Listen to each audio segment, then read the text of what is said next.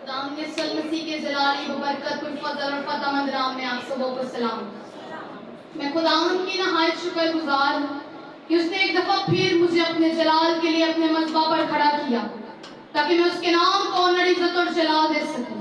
और मैं आप सबकी भी नहायत शुक्रगुजार हूँ कि इस चर्च के पासबान यहाँ पर मौजूद नहीं हैं, फिर भी आप सब यहाँ पर मौजूद हैं। अपने लिए जोरदार तालियां बजाएं।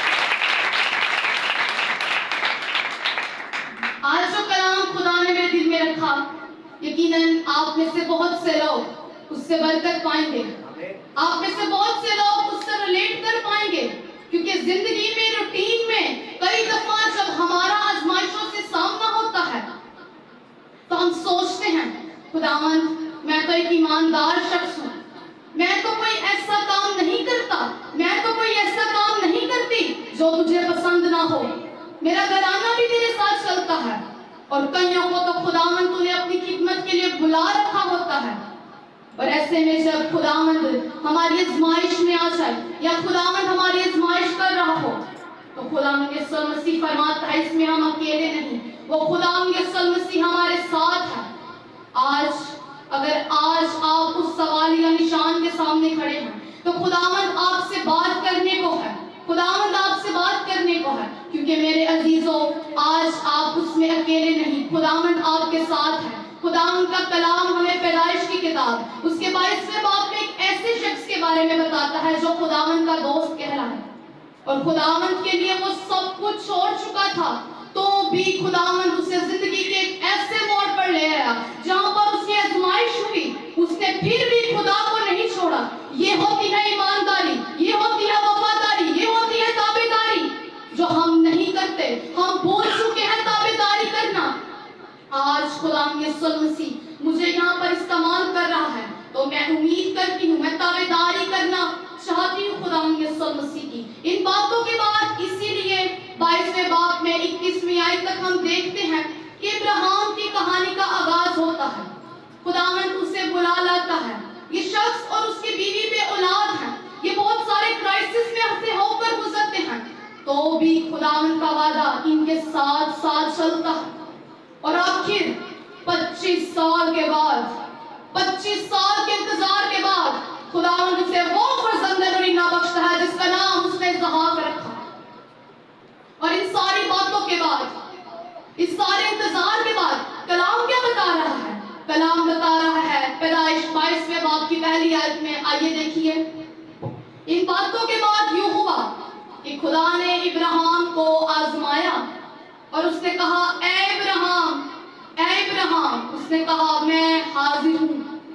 तब उसने कहा कि तू अपने बेटे इसहाक को जो तेरा इकलौता है और जिसे तू प्यार करता है साथ लेकर मोरिया के मुल्क में जा, और वहां उस पहाड़ों में से एक पहाड़ पर जो मैं तुझे बताऊंगा सोक्तनी कुर्बानी के तौर पर चढ़ा। ये बातें जितनी पढ़ने में आसान हैं, ये सुनने में आसान है, मगर ये सहने में उतनी ही मुश्किल है, क्योंकि बतौर रीडर्स आज जब हमारे पास सहायक मौजूद है तो हमें पता है कि खुदावंद इब्राहिम की आजमाइश कर रहा है, मगर जब ये कलाम इब्राहिम पर नाजिल हुआ तो वो नहीं जानता था कि खुदावंद मेरी आजमाइश कर रहा है। इसी तरह कई दफा जब हमारी जिंदगियों में ऐसे हालात आ जाते हैं तो हम नहीं जानते इसका आउटकम क्या होगा। और अगर खुदावंद आज हम में से किसी से कहे कि तो अपनी सबसे प्यारी चीज या अपना सबसे कीमती रिश्ता मेरी नजर कर दे, तो आप 2 मिनट के लिए परेशान हो जाएंगे। इब्राहिम भी हुआ होगा। ये पढ़ना आसान है, ये सुनना आसान है, इसको जीना और इसमें रहना उतना ही मुश्किल है। इब्राहिम के अंदर खुदा की सवालात ने सर उठाया होगा। वो सोचता होगा, खुदावंद तू तो ऐसा खुदा नहीं जो किसी से उसकी औलाद की कुर्बानी मांगे। ये तो बुत परस्त लोगों में होता है, बाल के मारने वाले जो केनान में मौजूद हैं, जहां खुदावंद उसे ले गया, वो ऐसा काम किया करते थे। वो सोचता होगा, खुदावंद तेरा किरदार तो ऐसा नहीं, तो तू फिर क्यों मुझसे मेरे बेटे की कुर्बानी मांग रहा है? खुदावंद अगर तूने मेरे साथ ऐसा ही करना था तो तू मुझे कश्तियों की ओर में ही रहने देता, जहां पर मैं अपने बाव जदाद के साथ शाम की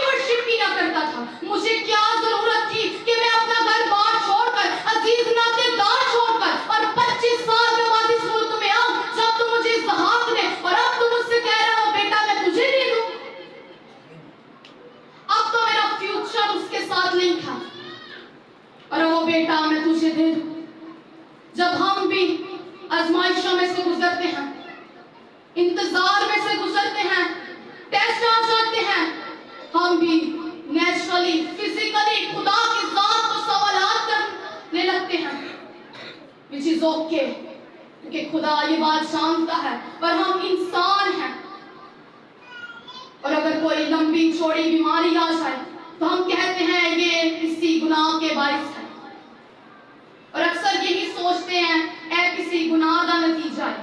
اگر کسی کے گھر کوئی آزمائش آ جائے تو ہم کہتے ہیں اس شخص نے کوئی گناہ کیا ہوگا، پچھلے آدھا کوئی گناہ ہے جس کی وجہ سے اس کے ساتھ یہ ہو رہا ہے، مگر کلام ہمیں اس کی تعلیم نہیں دیتا۔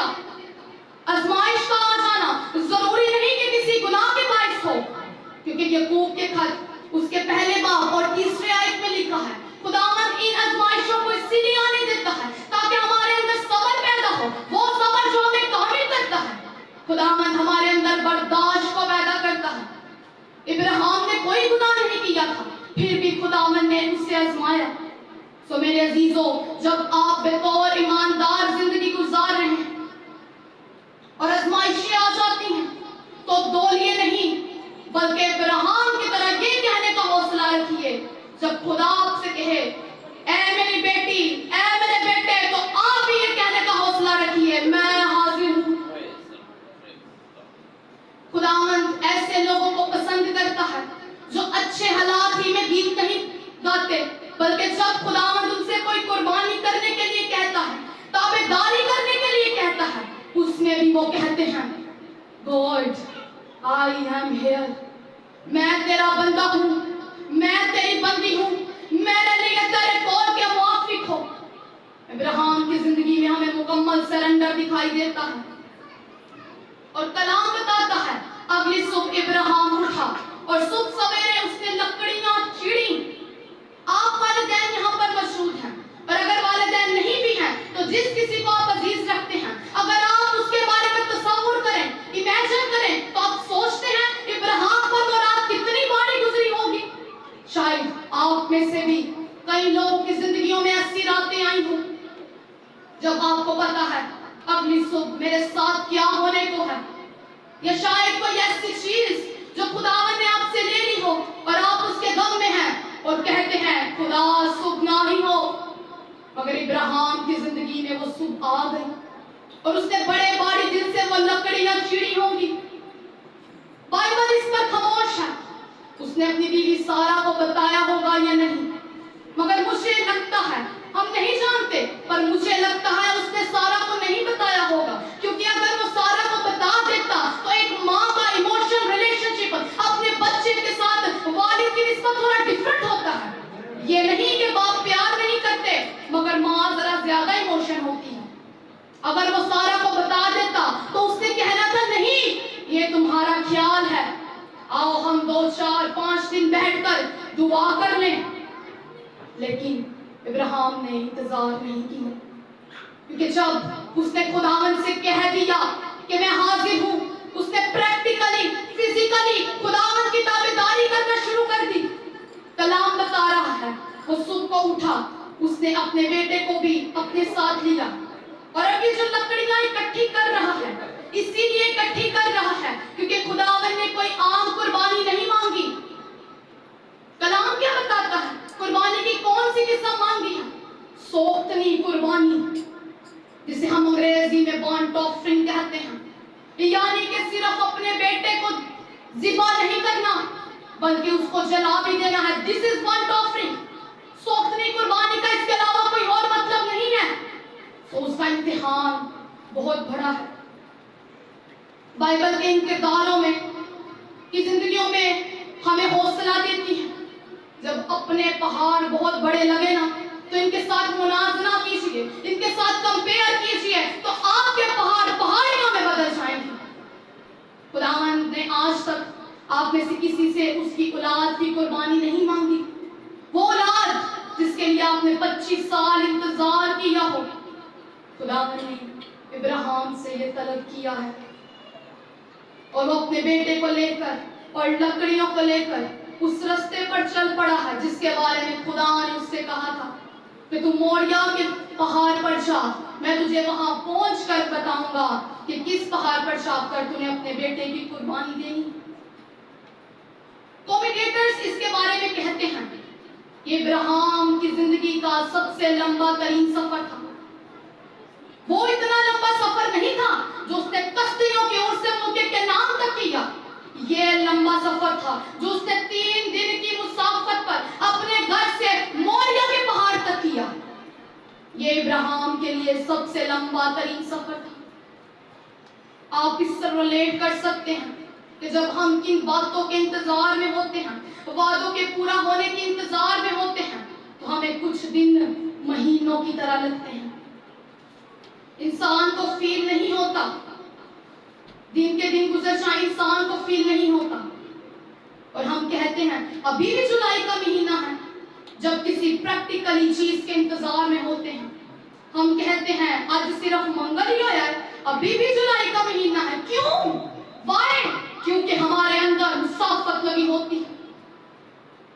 ہم یہ کہتے ہیں یہ جلدی جلدی جلدی جلدی ہو جائے، لیکن ابراہیم کہتا ہوگا موریہ تھوڑا دور ہو جائے، میں کچھ دیر اور اپنے بیٹے کے ساتھ گزار لوں، کیونکہ پھر تو میں نے اسے خداوند کو دے دینا ہے۔ کلام میں لکھا ہے تیسرے دن، اور یہ جو فاصلہ انہوں نے طے کیا یہ 50 میل کے قریب تھا جو انہوں نے پیدل طے کیا، اور لکھا ہے تیسرے دن ابراہیم نے نگاہ کی اور اس جگہ کو دور سے دیکھا۔ I don't know ابراہیم کے دل پر کیا گزری ہو، کیونکہ finally that destination is coming closely۔ وہ نہیں جانتا تھا اس پر کیا ہونے کو ہے۔ ایک بات جو وہ جانتا تھا کہ خدا کہ وہ اپنے بیٹے کو قربان کرنے کو ہے۔ اس کے ساتھ 2 نوکر بھی تھے، ان سے کہا تم یہیں پر رکو، میں اور میرا بیٹا جاتے ہیں اور سجدہ کر کر پھر تمہارے پاس لوٹ آئیں گے۔ آئیے 22ویں باب کی 5ویں آیت دیکھیے۔ تب ابراہیم نے اپنے نوجوانوں سے کہا تم یہیں گدھے کے پاس ٹھہرو، میں اور میرا بیٹا جاتے ہیں اور سجدہ کر کر پھر تمہارے پاس لوٹ آئیں گے۔ وائے؟ کیوں؟ ابراہیم یہ کیوں کہہ رہا ہے کہ ہم پھر تمہارے پاس لوٹ آئیں گے؟ کیا وہ جھوٹ بول رہا ہے؟ کیا وہ اس کا ارادہ بدل چکا ہے؟ یا کیا وہ اپنے بیٹے کو قربان نہیں کرنا چاہتا؟ عبرانیوں کا مصنف اس آیت کی تشریح کرتا ہے۔ عبرانیوں کا خط اس کا 11واں باب اس کی 17ویں آیت میں لکھا ہے۔ اسے تفسیر کے اصول میں ہم کہتے ہیں the text interprets the text۔ جب کلام کا ایک حصہ دوسرے حصے کی تفسیر کرتا ہے تو عبرانیوں کا مصنف بتاتا ہے کہ اس آیت کا مطلب لکھا ہے ایمان ہی سے ابراہیم نے آزمائش کے وقت خدا اسحاق کو نظر گزرانا، اور جس نے وعدوں کو سچ مان لیا تھا اور اس اکلوتے کو نظر کرنے لگا، جس کی بابت یہ کہا گیا تھا کہ اسحاق ہی سے تیری نسل کہلائے گی۔ کیوں؟ وہ سمجھا۔ اب یہ ہمارے سوال کا جواب ہے، کیونکہ وہ سمجھا کہ خدا مردوں میں سے جلانے پر بھی قادر ہے۔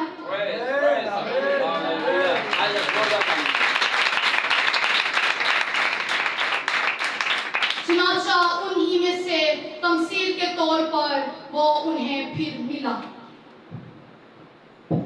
اسحاق کیا قربانی کرنا نہیں چاہتا تھا؟ جب اس نے خداوند کو ہاں کہہ دیا تو اس نے اپنے دل میں بھی پریکٹیکلی فزیکلی اس کو ہاں کہہ دیا تھا۔ تو دراصل وہ اس بات پر بھی ایمان رکھ رہا ہے کہ جو خدا مجھے 25 سال کے بعد اسحاق دے سکتا ہے وہ اس مردہ اسحاق کو زندہ بھی کر سکتا ہے۔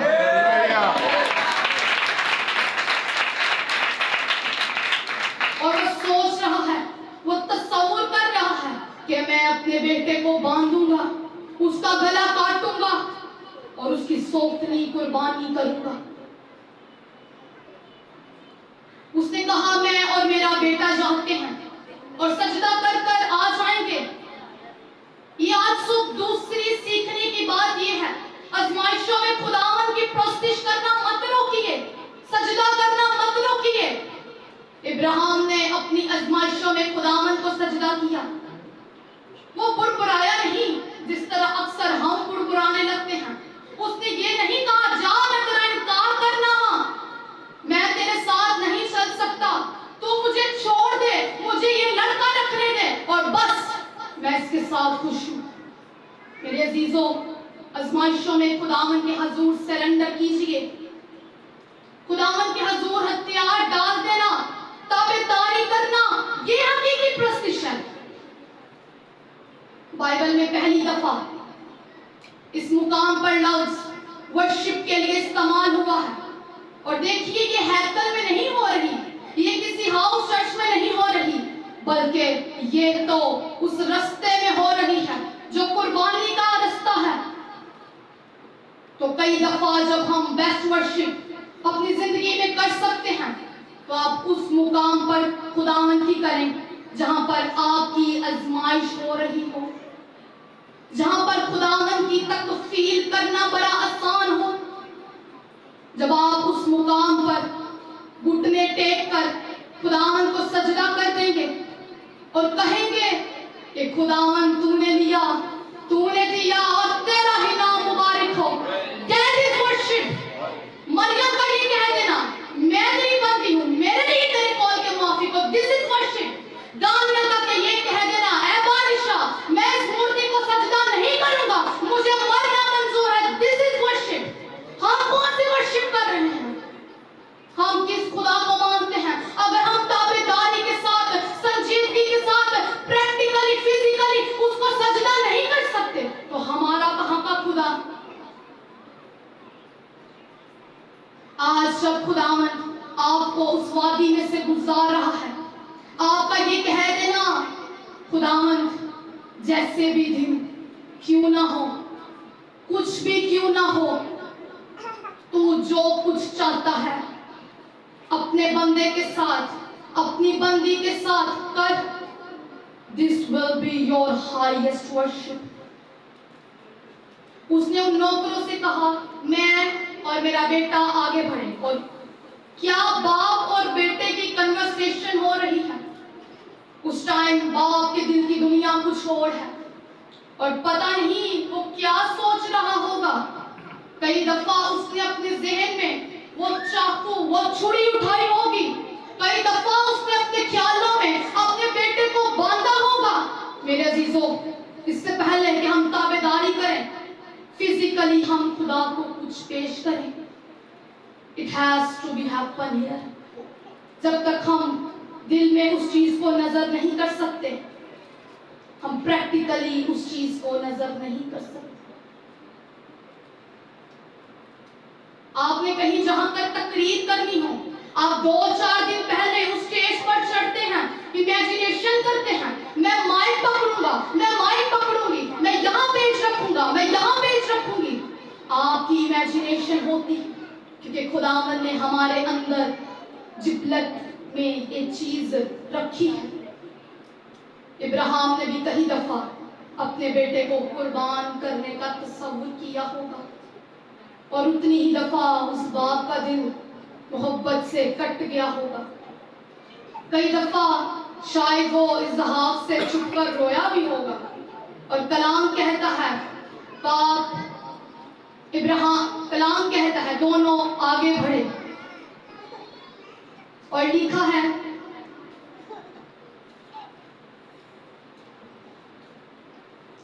اور ابراہیم نے سوختنی قربانی کی لکڑیاں لے کر اپنے اسحاق پر رکھی، اور آگ اور چھری اپنے ہاتھ میں لی، اور دونوں اکٹھا روانہ ہوئے۔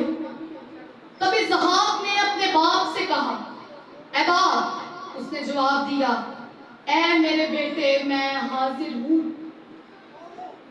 اس نے کہا دیکھ آگ اور لکڑیاں تو ہیں، پر سوختنی قربانی کے لیے بڑا کہاں ہے؟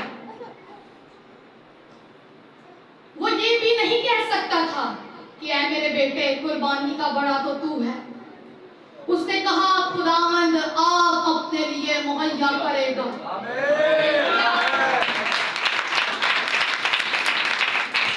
اس کے بارے میں کومنٹیٹرز کہتے ہیں یہ اس کا ایمان تھا کہ خداوند جب میرے بیٹے کو زندہ کر دے گا تو قربانی کے لیے اس مقام پر، اس جگہ پر بڑا ضرور مہیا کرے گا۔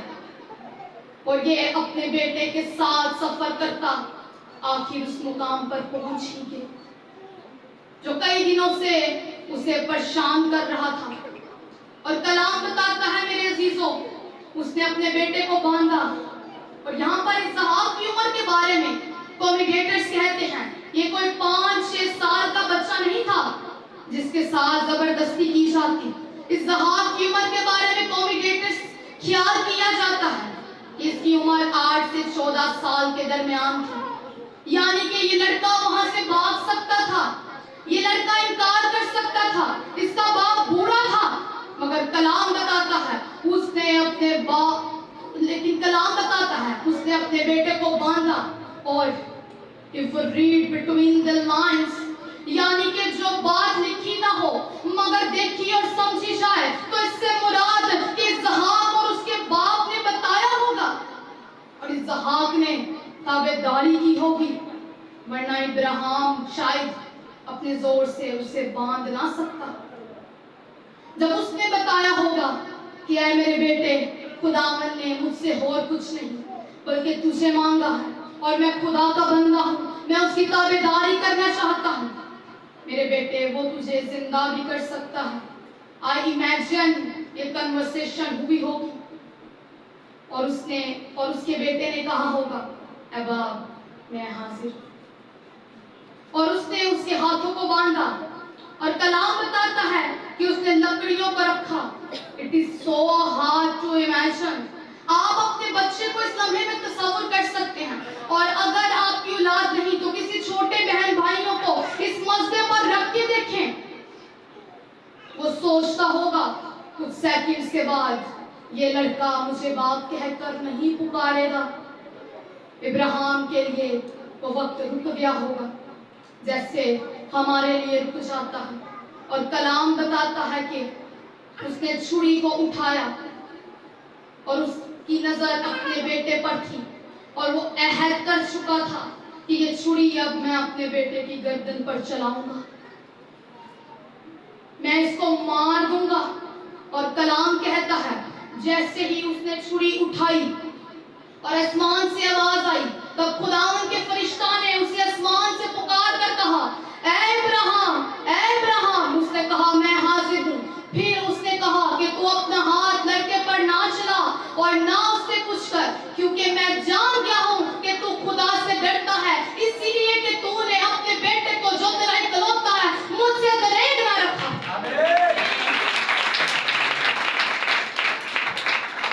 اور اسی لمحہ ابراہیم نے اپنا ہاتھ روک لیا اور خداوند نے اس پہاڑ پر مینڈا مہیا کیا جس کی قربانی ابراہیم نے اپنے بیٹے کی جگہ پر گزرانی.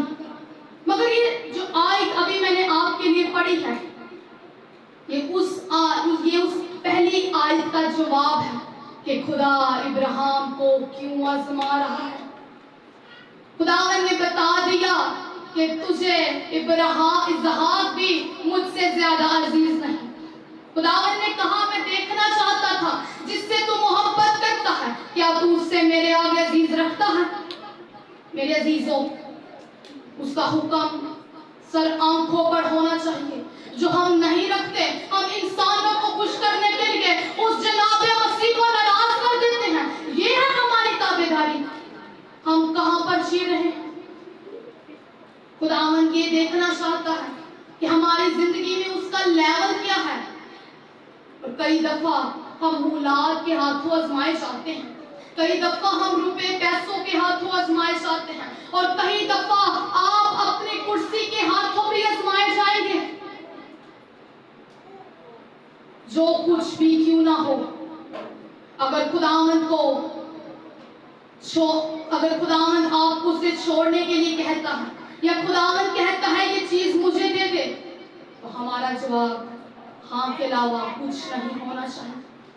کیوں؟ کیونکہ میرے عزیزوں خداوند ہماری زندگی میں اپنی فرسٹ پرائیورٹی چاہتا ہے. خدا نے ابراہیم کو جب اسحاق دیا تو شاید ابراہیم کا اسحاق کے ساتھ بڑا دل لگ گیا تھا, اور خداوند نے پھر اسے اس چیز سے آزمایا جسے وہ سب سے زیادہ پیار کرتا تھا, محبت کرتا تھا. اور خداوند نے اس سے کہا اب میں جان گیا ہوں کہ تجھے اسحاق بھی مجھ سے زیادہ عزیز نہیں. میں نے جو فزیکلی زندگی میں اس چیپٹر سے کچھ سال پہلے ایک اصول سیکھا کہ ہر روز اپنی زندگی کی ہر چیز خداوند کے قدموں میں لا کر رکھیے. خواہ زندگی کا ساتھی ہے، خواہ خاندان کی برکت ہے، خواہ خدمت کی برکت ہے، خواہ اولاد کی برکت ہے، خواہ والدین ہیں، خواہ بہن بھائی ہیں، کچھ بھی خداوند سے کہیں، خداوند یہ سب کچھ تیرا ہے. تجھ سے زیادہ مجھے کوئی چیز عزیز نہیں، تجھ سے زیادہ میں کسی سے محبت نہیں کرتا، تجھ سے زیادہ میں کسی سے محبت نہیں کرتی. جب آپ یہ قربانی کا پہاڑ چڑھ لیں گے جیسے ابراہیم نے چڑھا، لکھا ہے خدا نے مینڈا مہیا کیا اور اس نے اس جگہ کا نام یہوہ یری رکھا اور کہا خداوند کے پہاڑ پر مہیا کیا جاتا. یہ بھی کہتے ہیں مگر جب اس پہاڑ پر چڑھ دیں گے ہم کہتے ہیں خداوند نہیں میں تے تھلے تو یہوہ یری ہے، تو یہوہ یری ہے تو میں تے تھلے ہی مہیا کر. نہیں، ایسا نہیں ہوتا. ابراہیم کو یہوہ یری کا پتہ تب چلا جب اس نے قربانی کے لیے وہ پہاڑ چڑھا. اور میں ایک دفعہ ایک کتاب پڑھ رہی تھی اور میں اس میں لکھا تھا کہ دوسری طرف سے ابراہیم اور اسحاق پہاڑ چڑھ رہے تھے اور ایک طرف سے یہوہ یری مینڈا مہیا کر رہا تھا. خداوند جانتا ہے کہ میں اسے کیا کام کرنے کو. خداوند نے ابراہیم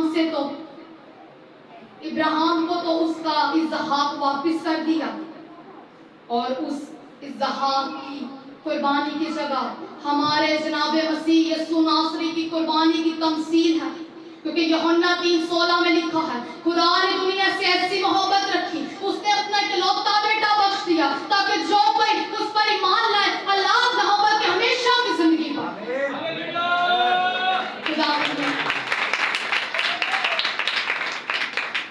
خداوند نے اپنا وہ بیٹا بخش دیا جس سے وہ سب سے زیادہ عزیز رکھتا تھا، جسے وہ سب سے زیادہ پیار کرتا تھا، جسے وہ سب سے زیادہ محبت کرتا تھا.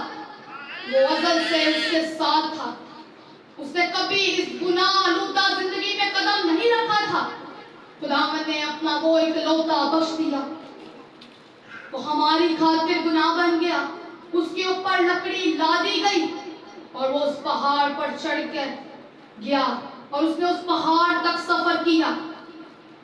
اور باپ نے جو عدالت کی چھری اور آگ تھی اپنے بیٹے سے باز نہ رکھی. موریا کا وہ مقام جہاں پر ابراہیم کو تو اس کا اسحاق واپس کر دیا گیا، لیکن اس موریا کے مقام پر تواریخ کی دوسری کتاب اور تیسرے باب کی پہلی آیت بتاتی ہے کہ یروشلم قائم ہے جہاں پر ہیکل قائم کی گئی اور اسی علاقہ میں کچھ دور گلگتہ کا پہاڑ تھا جسے کھوپڑی کی جگہ کہتے ہیں.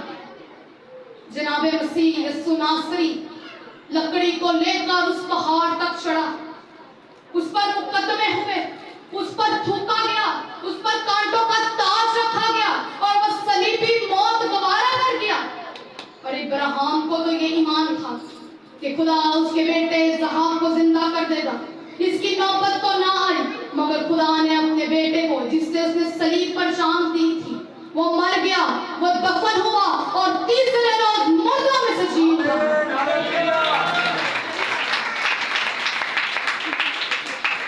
اور اس نے اعلان کیا کہ میں یہوہ یری ہوں جو جہاں کا گناہ اٹھا لے جاتا ہے. یہ وہ بڑا ہے جس کی تمجید کرنے کے لیے آج ہم بہن بھائی یہاں پر موجود ہیں. آج صبح یہاں پر وہ بڑا ہے جو آپ کی وادیوں میں سے ہمیں گزارنے کا حوصلہ دیتا ہے. یہ وہ بڑا ہے جو پہاڑ پر مہیا کرتا ہے اور جس کے پاس یہ وہ بڑا ہے اس کے نام میں اپنی زندگی میں فتح پاتا ہے، وہ فتح سے بڑھ کر غلبہ دیتا ہے. یہ وہ بڑا ہے جو خدا کا بڑا ہے. ہاللیلویا. اسی بڑے کی بابت لکھا ہے آئیے زوردار تالیاں اس بڑے کے لیے جو الفا اور اومیگا اول اور آخری ابتدا اور انتہا ہے. We worship you. خداوند کا بڑا جو ساری موروں کو توڑنے کا لائق ہے، خداوند کا بڑا جو عدالت کا اختیار رکھتا ہے.